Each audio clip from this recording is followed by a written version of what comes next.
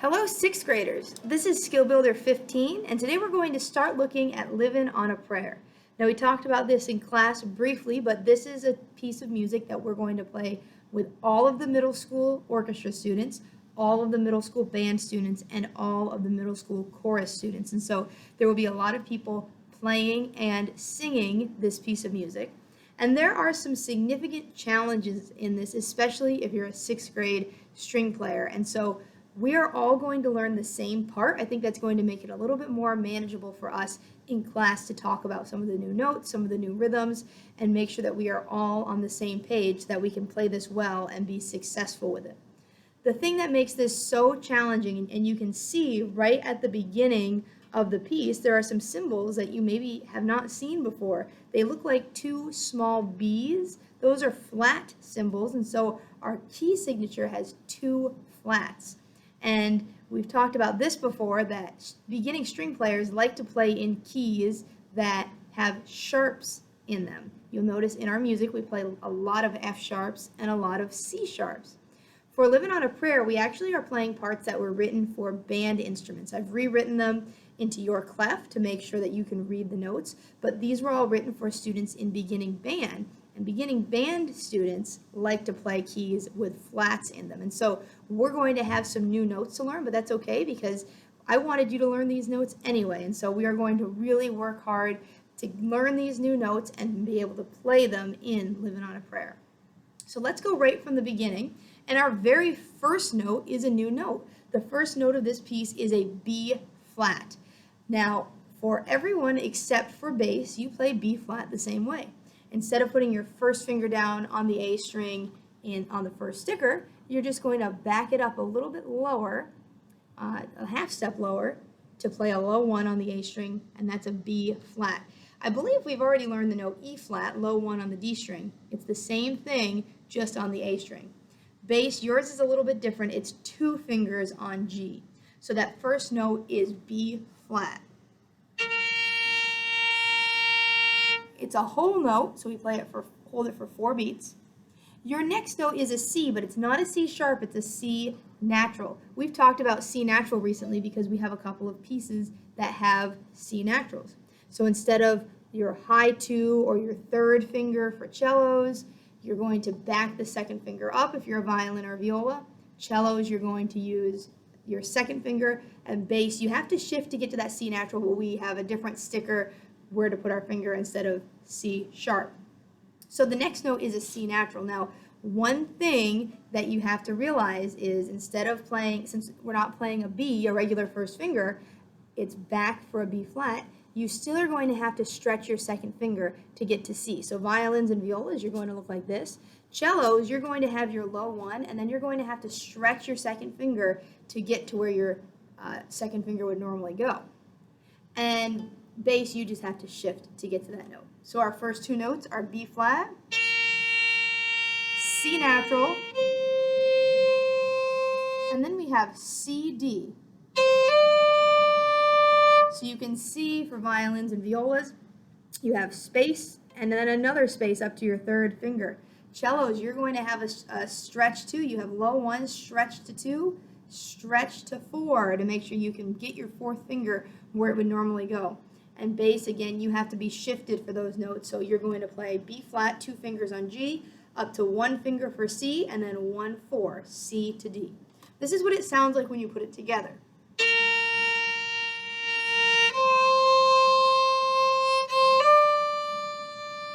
And then you repeat it.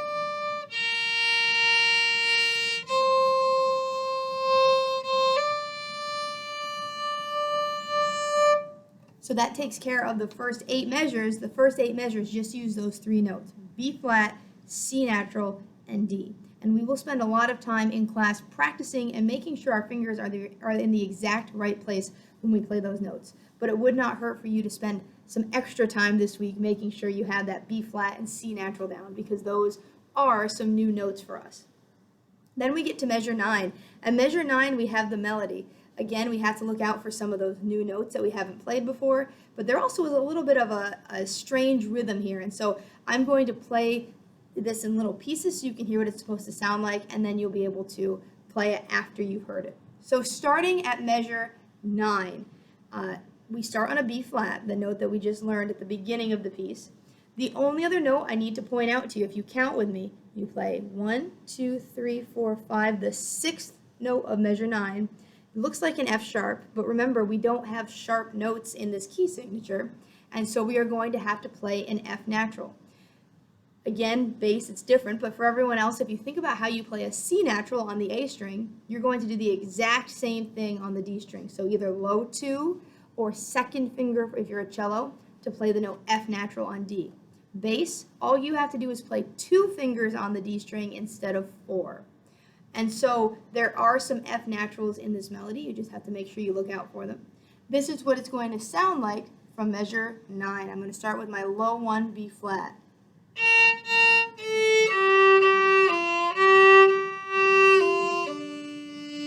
Try that with me. Take your first finger, make it a B flat, unless your bass, that's 2 fingers on A, or 2 fingers on G. Let's do this together. Ready? And here we go.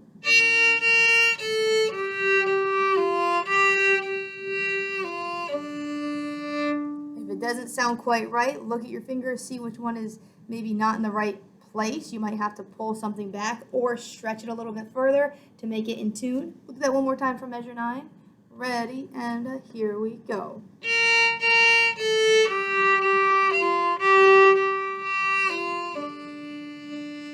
Good. The next thing is we end on open D. So even if you miss some of those notes, make sure you end on a nice open D. We'll all sound good together. The next part sounds like this. This is starting at measure 11.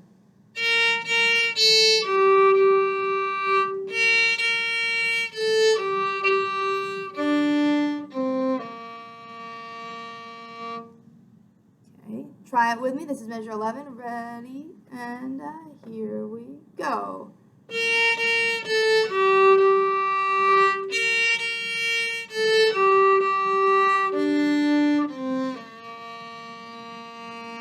Excellent. And I should have mentioned that last note there is a B flat, right? 3 fingers or 2 fingers on G, however you play that note. That is normally a B natural. So to make this a B flat, violins and violas, back your second finger up next to your first fingers. Cello, you're going to play 2 fingers. Bass, you have a low 1 on the A string for this B flat, okay? Let's do that one more time at measure 11 now that we know about the B flat.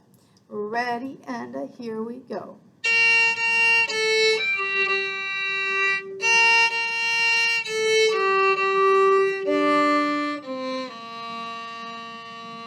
You have 3 beats of rest, and then the ending of this melody is actually the easiest part. It's open D, C, D. Okay, so again, I know this is challenging, but even if you miss all of that stuff at 9 and 11, make sure you come in at the pickup to 15 and get D, C, D. Everyone can do that, okay? Let me go from the beginning. I'm going to play this whole thing together. You can either listen and follow along with your music, or try to play it with me. I'm setting my first finger for a B flat. Ready, and here we go.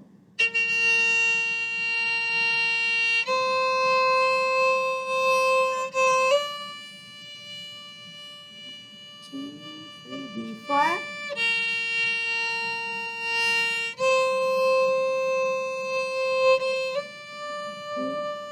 Here comes a B flat again. Here we go.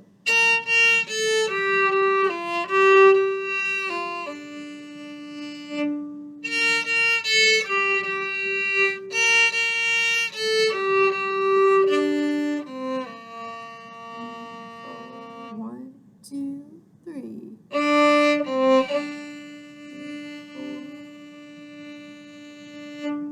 All right, so that was all the way to measure 16. That's as far as we're going to go this week.